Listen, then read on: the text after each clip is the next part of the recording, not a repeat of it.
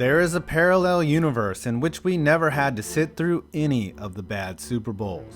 No 46-10 beatdowns by the 85 Bears that left you flipping channels by the second quarter. No 55-10 shellackings at the hands of the 49ers that were as hard on viewers as they were on John Elway. And those last three Bills Super Bowls, those never happened either, much to the delight of the football viewing public. There were better, more exciting Super Bowl matchups to be played, and with a few edits to history, they happened. And I'll tell you all about them right after this. The last decade or so of Super Bowls have spoiled us as football fans. We've gotten classic games that have blessed us with unforgettable moments like the helmet catch, the Philly special, 28-3, the Butler pick, and Santonio Holmes' tiptoe catch. It wasn't always like this. Some of us remember when most Super Bowls were closer to Broncos Seahawks. But what if we could rewrite history, alter these matchups so that the best narrative and the most exciting teams met each other on the biggest stage? Here are 5 Super Bowls in particular that could have used a little shaking up.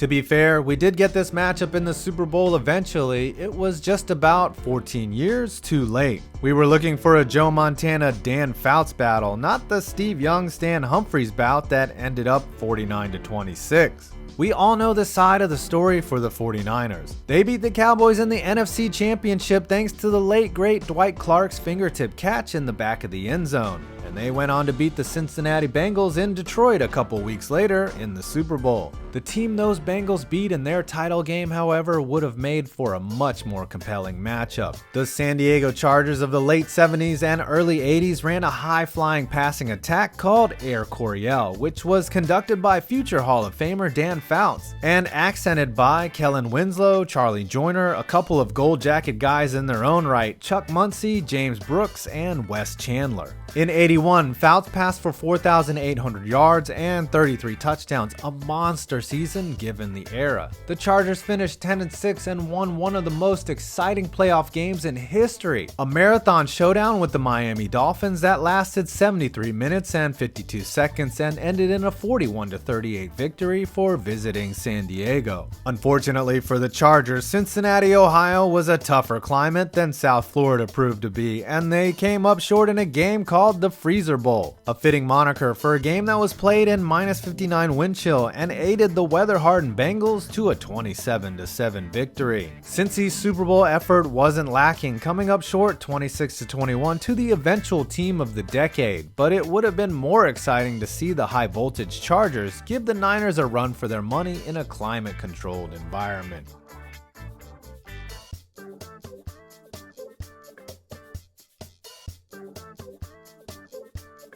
The classic matchup of teacher versus pupil. Been waiting for you, Obi-Wan. We meet again at last. Or more accurately, in the case of Steve Young and Joe Montana, a matchup of two future Hall of Fame quarterbacks that awkwardly coexisted in San Francisco as Bill Walsh's pawn. But when Montana left for Kansas City in 1993, Young's Niners and Montana's Chiefs became unipolar powers in the NFL. Early in the 94 season, the 49ers traveled to Arrowhead to play the Chiefs, and the home team beat the eventual Super Bowl champs into submission, posting a 24-17 victory and leaving Steve Young bruised and battered in the process. Everyone assumed that this was a precursor to what would be a glorious rematch in Super Bowl 29, but it was not to be. While the Niners did their part, destroying the Bears and outlasting the Cowboys on their way to a 5th Super Bowl appearance in 14 years, the Chiefs' run was cut short before it started in the wild card round, where a 10-point loss to the Miami Dolphins not only ended their season, but also Joe Montana's illustrious career. The Chiefs as a team weren't necessarily on par with the 94 Niners, but it would have been worth seeing Montana elevate his game in one last title push against his former team and the kid who replaced him. Instead, we got a Chargers appearance in the Super Bowl that left much to be desired. Steve Young versus Stan Humphries didn't quite have the same ring to it. Your ass, Mr. Postman.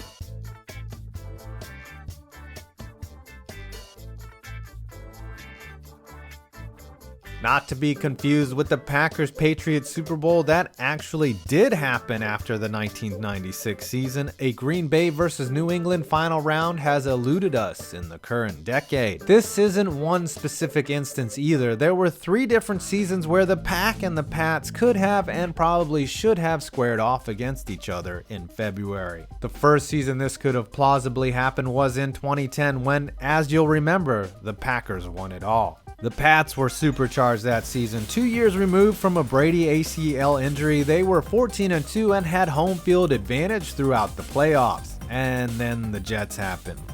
How did that fall? An unbeliever.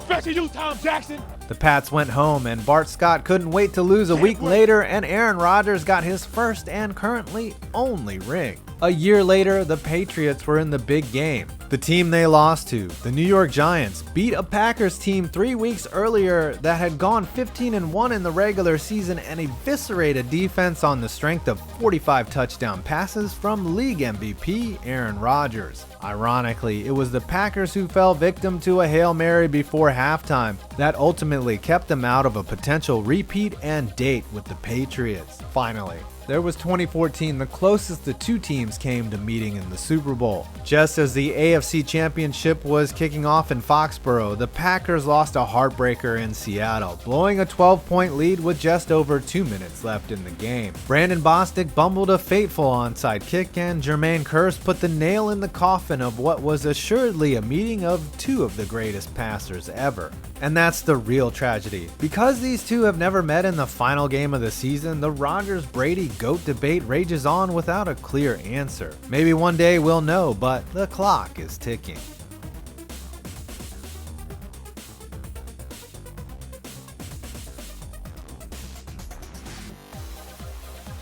Among notable things that were at their peak in 1985, Reaganomics, the Cold War, Wham, Madonna, Anthony Michael Hall, Dan Marino, and the Bears defense. We know how the season ended, a lopsided 46-10 beatdown in which everyone on the Bears not named Walter Payton scored a touchdown to beat the Patriots. However, Super Bowl 20 would have been far more interesting had it featured Marino's Dolphins, the only offense capable of giving the Bears a challenge. How do we know that? Well, just look at the Bears' record in 1985, 18-1. And that lone loss, was a Monday night defeat at the hands or fins of the Miami Dolphins. On a humid Miami night, the 8-4 Dolphins put up a 38 spot on the vaunted Bears defense, including a fortuitous tip pass that ended up in the hands of Mark Clayton for a 42-yard touchdown. This looked like the Super Bowl preview, and it nearly was, if not for 3 touchdown passes from Tony Eason. Who the fuck is that guy? In a convincing AFC Championship victory for the New England Patriots, who looked far less convincing in New Orleans, committing 6 turnovers in the Bear-dominated beatdown. It was more of a culmination than a challenge for the 17-1 Bears, and it was the second of 13 consecutive Super Bowl victories for the NFC over the AFC, most of which came in convincing fashion. Had the Dolphins been able to get past their divisional foes in the AFC title game, they would have provided a matchup nightmare for the vaunted Bears defense. With the quick release and rocket arm of Marino, the Dolphins were one of, if not the only team in the NFL capable of running a 3-wide receiver formation for the majority of the game, which forced Bears linebacker Wilber Marshall to go toe-for-toe with Nat Moore, who was a full 50 pounds lighter than Marshall. To put it plainly, the Bears were the antidote for the prototypical 1980s offense. The Dolphins, however, ran an offense that wouldn't look too out of place even in today's league. Unfortunately, we never got to see a rematch in the big game. The Dolphins were probably the only team capable of exploiting what few weaknesses there were in Chicago's famous 4-6 defense that allowed just 198 points in 1985, and 38 of those came in Miami.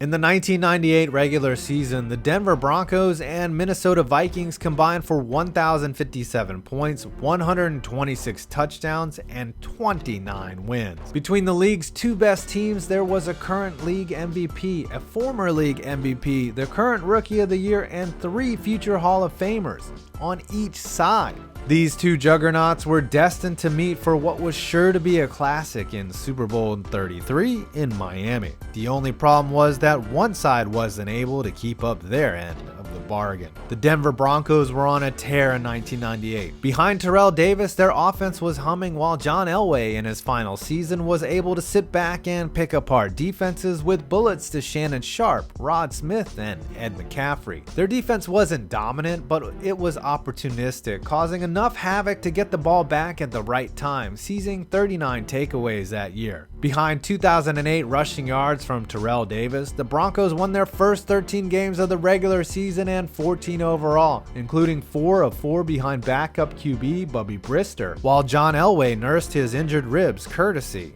of Junior Seau. The Minnesota Vikings had an offense just as powerful, if not more so. A Brad Johnson injury in Week 2 gave way to 35-year-old vet Randall Cunningham, who never looked back, throwing 34 touchdowns to 10 interceptions and a league-high 106 passer rating. The Vikings had always been fortified by Chris Carter and Robert Smith, but half of those 34 touchdown passes went to rookie wide receiver Randy Moss, who lit the league on fire in 1998, proving too fast and athletic for secondaries to handle. Moss's rookie season peaked on Thanksgiving Day when he caught just 3 passes, all of which went for 50-plus yard touchdowns. It was an unstoppable force versus another unstoppable force, except one of those forces got stopped. The Broncos cruised past the Dolphins while the Vikes flew past the Cardinals in the divisional round. But Minnesota got the Falcons' best punch the next week, and while the Broncos were in the locker room awaiting the Jets, the Vikings blew their 10-point fourth quarter lead after Gary Anderson, who had not missed a kick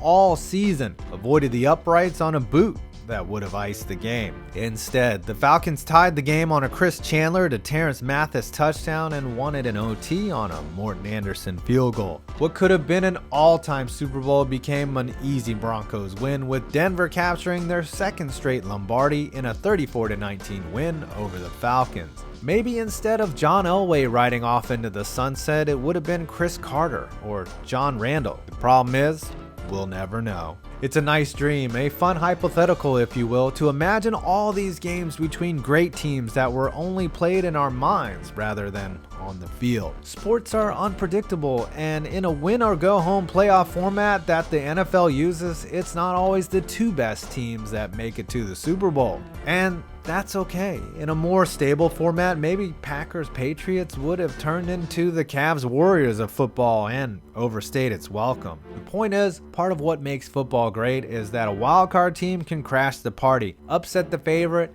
and find themselves playing in the last game of the year. Sometimes that leads to a massively underwhelming game like Patriots Bears, and sometimes you get a classic David over Goliath Super Bowl like Patriots Giants. It's fun to go back and rewrite history to find the best possible Super Bowl matchups, but if we didn't have any blowouts, we might not appreciate the nail biters. Well, I hope you enjoyed this video. Please do not forget to leave a like, comment, and of course subscribe, and run over to mybookie.ag and use my code POINTS50 to get a 50% cash bonus on your first deposit. I'm 5 Points Vids, and you made it to the end of this video.